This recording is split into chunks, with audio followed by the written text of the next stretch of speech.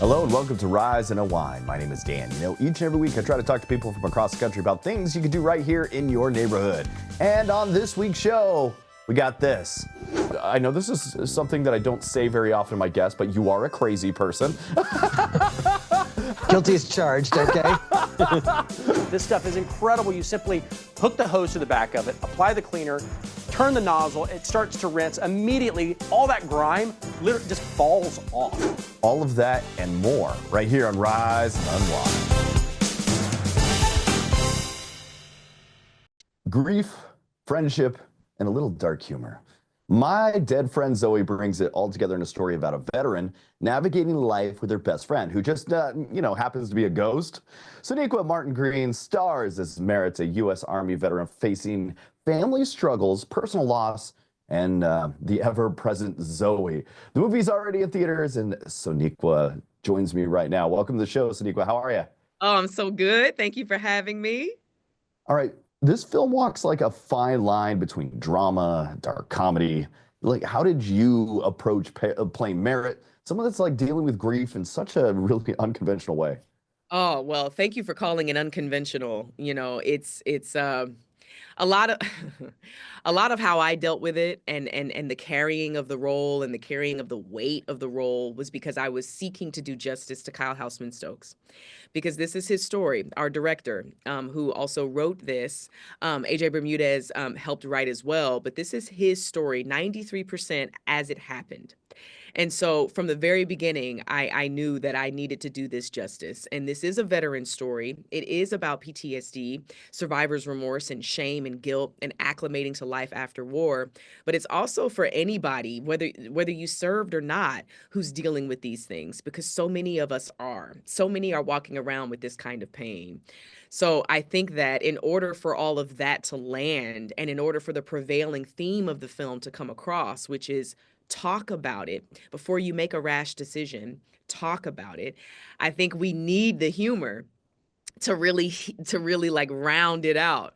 And so Natalie Morales, she offers that buoyancy that the film needs. And I mean, she's mainly the reason why, it's a dark comedy. Kyle wrote a really brilliantly balanced script.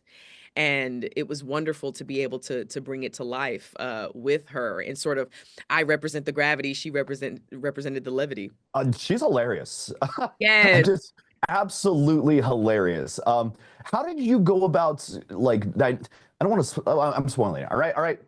She's Tyler Durden, basically a Fight Club the entire time. How do you go about telling the story from that perspective that you are in some scenes being yourself, communicating with some of the characters that are around you, and then also on the same level communicating with her, and also as everybody around you is staring at you like this person's crazy, this person's off your rocker? How do you play that fine line as a character? Because that must have been one hell of a hard role to do, to be able to like play two conversations at once while you're the only one that's in both of them at the same time.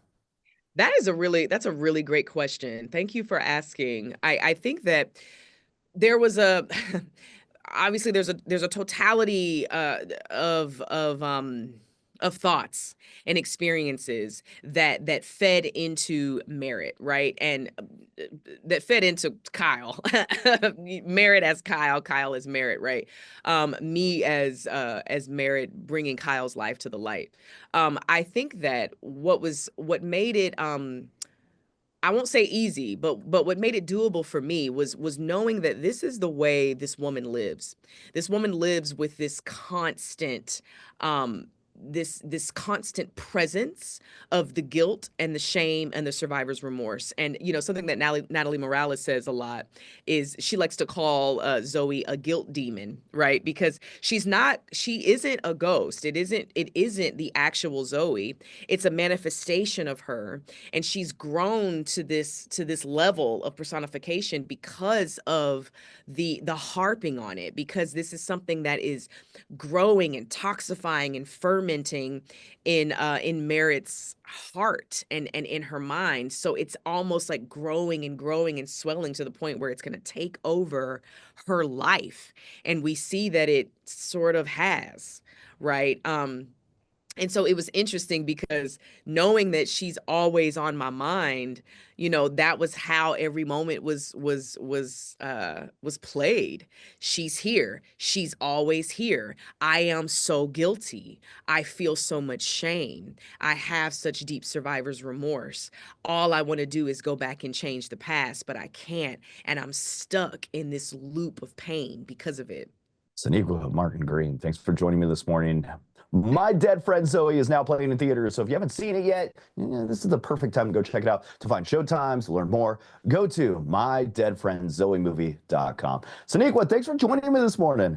Thank you for having me. This was great.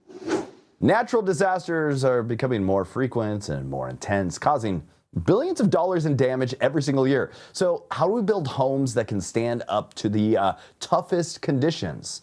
Renowned storm chaser Josh Morgerman, also known as Hurricane Man, has been inside more hurricanes than anyone on the planet. That 78 and counting. So he's joining us live from the International Builder Show to talk about climate resilient homes and how the right materials like those from James Hardie can help homes withstand that extreme weather. Welcome to the show, Josh. How are you, my friend?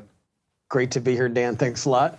I know this is something that I don't say very often to my guests, but you are a crazy person. Guilty as charged, okay? You are storm chasing and jumping in hurricanes. That drives it. Okay, I'm in. You have the most experience. Why is it more important than ever for people to build climate resilient homes? Yeah, well, first off, I just want to say I've spent my whole life being ridiculed for the life I've chosen, so it's totally cool. It's totally cool. I'm not sorry. offended. I was just calling numb a spade to a spade. No, it's totally cool. But no, here's the deal, though. Putting myself in all these dangerous situations all around the world has given me some pretty profound insights into, okay, what I need to do with my home that I built in a very hurricane-prone area to make it resistant to climate. And the things I did with my home apply to folks all over North America, because North America, wherever you are, Florida, the desert Southwest, you name it, we live in a very violent continent in terms of weather and climate. So we've got to make our homes resistant to these forces. It's a smart thing to do. Don't worry about these destructive forces, just build for them. So what are some practical ways homeowners can actually just make their existing homes more durable against some of this extreme weather? Well, I always like to give folks a checklist of 3 things in places that are prone to, let's say, like windstorms, whether they be hurricanes or tornadoes or straight line winds, which is a lot of the United States. So one is look at your roof. Okay. I always say if your roof stays on, you're going to be okay. If it comes off, it's game over. So make sure it's properly engineered, make sure it's strapped on. Sometimes there's a little bit you can do to just make sure it's properly attached, even with your existing home. There's things you could do that don't cost a lot of money to keep it on. And maybe if it's time for a re-roofing, think about really investing. I built my home on the Mississippi Gulf Coast on a budget, okay? But the thing I spent money on was the roof because I knew how important it was. Second thing is your windows, okay? Windows are like the Achilles heel of your house. They're the weak point, okay? Window breaks, the wind gets in, that can do a lot of structural damage because the house is almost like a balloon. It fills with the air. So with windows, you either want impact glass, which won't shatter when debris hits it, or you want a good shutter system, which is what I have. When we have a storm coming, a hurricane, I just shutter up the house and it's sealed like a vault. And then finally, I think the most important thing is your siding. So I see the siding on my home as like its coat of armor, okay? And I originally wanted wood, and my builder was like, no way, we're using something else called fiber cement. And I was like, okay, what is that? That doesn't sound nice. Sounds ugly, actually. Okay, the U.S. Department of Housing and Urban Development recommends fiber cement siding because it's resistant to fire, wind, and water, okay? And if you do the right brand like James Hardie, it looks exactly like wood. I built my home in an historical district where it has to look like the home has to look 100 years old. So I have this lap siding that looks like wood, even up close, but it's made of this fiber cement. Now, why did I do it? Impact resistant, moisture resistant.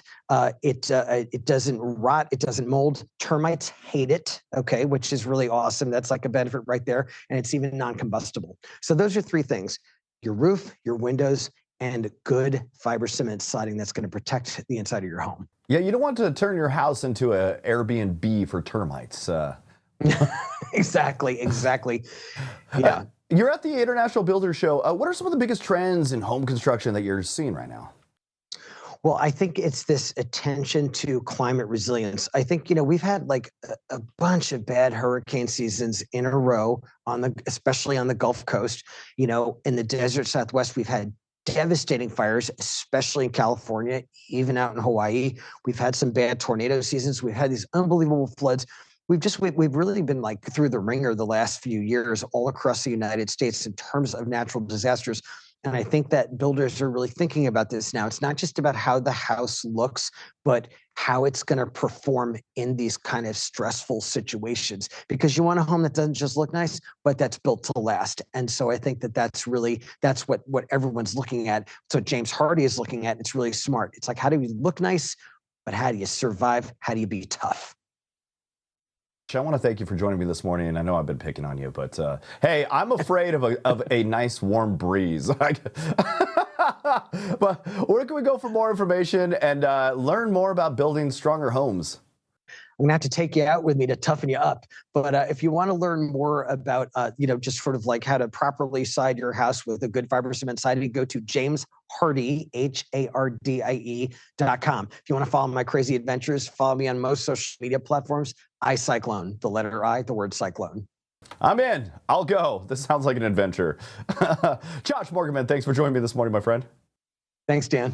Spring is right around the corner, and if your backyard is looking more winter wreck than spring oasis, it's time to freshen things up. From clearing build-up grime to easy DIY upgrades, getting your outdoor space really doesn't have to be such a hassle. So today we have TV host and expert craftsman Mr. Chip Wade. He's here to show his top tips for prepping your yard for spring fast, affordable, and even stress-free. Welcome to the show, Chip. How are you, my friend? I'm great, Dan. Thanks for having me. Okay, when we start tackling our outdoor spring cleaning, what are the first and most important steps to getting our backyard ready, I guess? You know what I like to do is to just start with a clean slate, which means cleaning off that grime you were just talking about. Everything over the winter gets covered with like this weird kind of blackish brown dusty coating that just coats everything. So I like having a versatile cleaner that's easy to apply that just brings that off. I actually found one from 30 Seconds Cleaning called Outdoor Cleaner. This stuff is incredible. You simply hook the hose to the back of it, apply the cleaner, turn the nozzle, it starts to rinse. Immediately, all that grime just falls off. It's everything from planters to your siding to outdoor furniture and hardscape, you name it. It's just so fun to watch it happen before your eyes. It's a great family activity as well. Get the kids out there. They're going to fight over who gets to do it because it's so fun. And again, it gets everybody out there. And it just is, it increases our motivation because the results are so beautiful. Someone just stole my pressure washer from my backyard a couple of weeks ago, but that looks like that could make up for it. So yeah, you don't need, that's the whole thing. You don't even need the pressure washer. You just hook it up to the hose. You don't need the pressure because the cleaner does it all. That sounds awesome. All right, do you have any hacks that make like a big difference without really that big of a budget? 100%. One is getting the right tool for making sure that our lawns are tailored and trimmed up accurately. So you probably have a string trimmer or use one on a regular basis, but not a lot of people actually have a blade edger. This looks like a string trimmer, but it uses a blade like this that fits in. It goes deeper into the soil and creates that nice vertical tailored edge between your turf and your beds or your hardscape in your driveway. It's like that difference with what makes an okay yard look amazing. This is the magic sauce there. And again, you don't even have to have super thick grass to make it look fantastic. What about some like outdoor trends? Is there anything that we should keep an eye on this year? Yeah, so a lot of the materials are becoming much smarter and multi-purpose. A lot of the decking options are getting way better. This is actually a version that has something called Cool Deck technology built right into the composite, which basically, if you've got a deck that's out in the sun where it gets so hot you'd never want to walk across it with bare feet, now you can do that with this technology. So it allows you to utilize some of these spaces more effectively. There's even some really cool outdoor LED permanent house lighting that's a DIY install. You simply can stretch these out, install them on the eaves or the overhangs or the porches. They have a nice warm or cool white light for normal architectural every day, but then you can just change the color with your cell phone in case you're having a party, it's the holidays, or you have a baby shower at the house. Turn it pink or turn it blue. Set the mood. Super fun, but an easy install you can do yourself. Heck yeah, 'tis the season to get things set up for next year. I'm ready to go.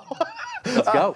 What are some of your go-to products for like cleaning or refreshing some of those outdoor spots? You know, you got to have a leaf blower that's going to get the job done. So don't tinker around and play with the least common multiple option that you can get. Get one that is actually maybe a little bit more powerful than you think you need. You will not be disappointed. So whether it's a handheld like this or even some backpack options, you don't have to get gas anymore. The battery-powered units are every bit as powerful, and they're much more quiet with no maintenance. Really, really great. And I like to have 2 backpack blowers.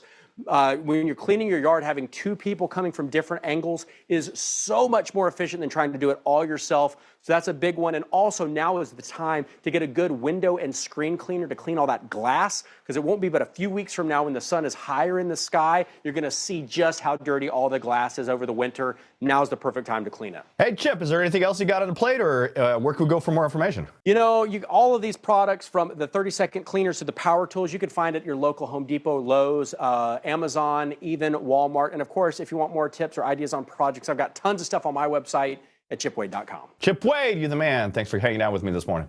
Appreciate it. Thanks. He's back with another season of real-time, high-stakes law enforcement action. It's On Patrol Live. It's become a must-watch, taking viewers across the country as officers patrol their communities, live and unfiltered. Host and executive producer Dan Abrams is here to talk about the new season and the latest additions to the show and what makes On Patrol Live stand out in the world of live TV. Dan, welcome to the show, my friend. It is great to be with you. All right, so you know the show has had a huge impact, giving people insight on kind of giving them an inside look at law enforcement in real time. What do you think has made On Patrol Live such a success? I think it's the fact that we are a fly on the wall with police officers. You don't know what's going to happen next. The same way the officers don't know what's going to happen next. And the fact that we're in so many different departments, right? I mean, we're in a lot of the time 9 departments at once with multiple cameras, multiple officers, et cetera. I mean, this is quite an operation that we have here. And so I think that the uncertainty, the fact that you get to see what police officers do is what has led this show to be as successful as it is. And this season, you're expanding to cover Las Vegas Metropolitan Police Department. How has it been adding such a high-profile department into the mix? Yeah, we think it's really important. And it was, I think a really good development for the show, because what we try to do is we try to be in different kinds of departments and in different places, right? So, we don't want just all similar departments from one state, right? That wouldn't be as interesting. So we are in states around the country. We are coast to coast. We are in some sheriff's departments. We are in some really small departments. And having Las Vegas in that mix now as a really big department, a top 10 department in the country, helps add to that diversity in terms of the types of policing you'll see on the show. And with more than 50 cameras capturing the action, there's a lot of happening at once. How do you and your team decide what to highlight and jump on it in that moment? Yeah, look, it's not easy, right? To figure out exactly where to go. And then to come back to it, by the way, as well, because viewers want to know, well, wait a sec, you were in that scene somewhere else. What ended up happening there? So it is a very complicated show to do, to try to piece together. And look, and sometimes maybe we don't make the right call, meaning it's live, right? So we say, we're going to go here. And then we decide, oh, you know what? Let's actually go to a different scene, et cetera. So that's part of what makes the show so exciting, is the live aspect of it, is the fact that we're going from department to department. And you're right, making those calls sometimes isn't easy. And the show also features a missing segment that helps try to raise awareness for missing person cases. Do you have a story where On Patrol Live has made a difference? We have dozens of cases where On Patrol Live has helped find people who are missing. And that really is one of the hallmarks of the show, is we've got this really passionate community, right, who love watching the show, and they are a community. And yet, when we talk about the missing segment and about how they can help, man, they jump. The community shares it on social media, and the number of times that we have heard from either departments or the national organizations that are helping to say, it was the On Patrol viewers who did it. That makes this all worthwhile. Dan Abrams, I want to thank you for joining me. And I got to show all my love to Reels channel. That's kind of where I started doing this whole TV producing and all that stuff. So big love to everybody over at Reels channel too. So there you go, man. You can catch On Patrol live every Friday and Saturday night from 9 p.m. to midnight Eastern on Reels. Don't miss the action as law enforcement officers take you inside their nightly patrols live and in real time. For more info, visit reels.com. Dan, thanks for joining me, my friend. Yeah, sure. My pleasure. NBA Twitter is a world of its own, where memes become legends, viral moments spark debates, and basketball never sleeps. And now it's all coming to life in Memes and Nightmares. It's a satirical mockumentary diving deep into the culture of digital fandom. And at the center of it all, we have Josiah Johnson, the king of NBA Twitter himself. He's here to talk about the film, the madness of social media, and how basketball went from a game to a 24/7 online phenomenon. Welcome to the show, Josiah. How are you, my friend? I'm doing good, Dan. I appreciate the two cameras and the cutting, all the stuff you got going on over there, man. That's legendary. That's ball. Excited to get this going. I gotta show love. I gotta show love when I see stuff that I appreciate, man. But thank you so much for having me. Excited to help promote this film, Memes and Nightmares, premiering February 20th, streaming exclusively on Hulu. For me to get the opportunity to work with somebody like LeBron James, who's my favorite basketball player of all time, and work with his company Spring Hill and also the good folks over at Anscape and Starry to make this thing happen, man. I'm just super excited right now, smiling ear to ear, my heart's fluttering, just ready for people to see this thing. You should be proud and you should be honored, man. You've built a reputation as like the king of NBA Twitter. So how did you take that energy and bring it into Memes and Nightmares? So really just for me, the film we've been working on this thing for over 3.5 years now. We did a lot of the principal photography back in 2022. For anybody who's a Twitter fan, which is now called X, I'll never call it X, only just obviously to tell you the new name that it has, but knows that there was a huge shift in 2022. The platform changed a lot. But LeBron and his crew over at Spring Hill reached out to me, said they had an idea for a film. They wanted to show some love to NBA Twitter. And I think something that was important for me was to really just pay tribute and homage to the men and women who have helped make this community what it is. Like, there's so many incredibly talented people, everyday people that have used and leveraged this thing to grow and put themselves in positions they may have never imagined, myself included, and also the players, the fans, the teams, and just this whole world. So I think this film really takes a deep dive into that world to really show people, even if you're a casual fan and you've always been curious what NBA Twitter is, this film really helps highlight that. I agree with you. It went from tweeting to, what do we call it now? Excreting? God. Yeah. It's always going to be Twitter to me. It ain't never changing. All right. This film is like a buddy cop style satire on internet culture. What was it like playing off Jamal Johnson, and how was that dynamic shape the comedy? Jamal, one of my favorite comedians, very heavy in not only the NBA Twitter, but WNBA Twitter spaces. So it's crazy. So the production team behind it, they wrote a script. I think we ended up ad-libbing about 90 to 95% of it. We would take a look at the script, whatever the emotion of the scene was, if you will. Jamal, just such an amazing improver. I was just trying to keep space with him, or keep up with him, go to toe with him, if you will. But for us, it was just, every day on set was, just us trying to make each other laugh. And I think that's really reflected in the film. And we were friends before we worked on this project. So to be able to do things with people that you respect with your friends, I think always makes things easier. So, showing up every day on set, there were some long days, 14, 16, 18-hour days, but we'd always keep the mood light. And I think even, filming this was reflective of what NBA Twitter is for a lot of us. It's just a place to get the jokes off, lighthearted, and to share our love of basketball. So being able to work with Jamel, being able to work with the other members of the production team, truly, just you have a lot of great relationships with a lot of those people. So to see this thing now finally come and be released is a labor of love, and I'm super excited about it. And NBA Twitter has produced some of the wildest viral moments over the years. Were there any real life stories or memes that inspired scenes in the movie? Yeah, I think we do a lot of callbacks just to NBA Twitter culture and vital moments that if you're a basketball fan, they're basically Easter eggs, if they call them in the production world, but Easter eggs that people will be able to watch and I think understand what we're doing. But also we wanted to make sure that this thing wasn't too insidey. It wasn't just you had to be a member of NBA Twitter or deep into that world to understand the film.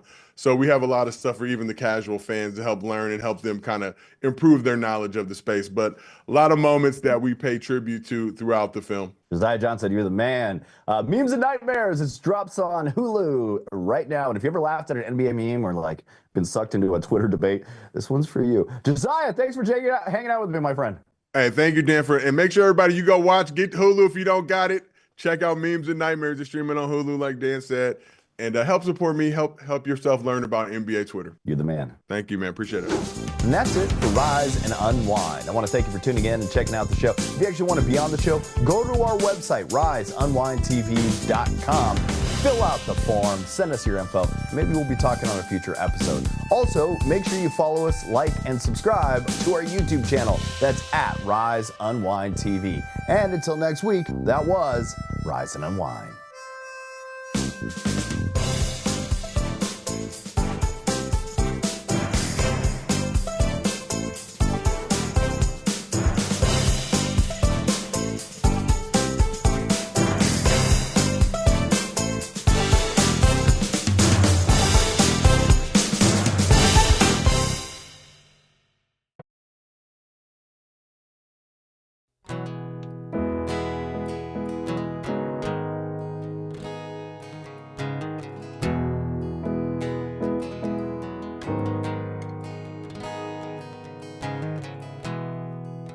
Tonight is Valentine's night, and I'm spending it alone. Soon I'll turn off the light, wait until the